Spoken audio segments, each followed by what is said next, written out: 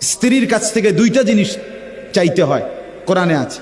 এক হলো মহব্বত চাইতে হয়, ভালোবাসা চাইতে হয়, আরেকটা হলো দয়া মায়া চাইতে হয়।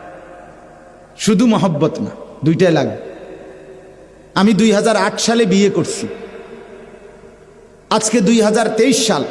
আমার এই 15 বছরের বিবাহের জীবনে তো আমার স্ত্রী আছে, হালাল স্ত্রী।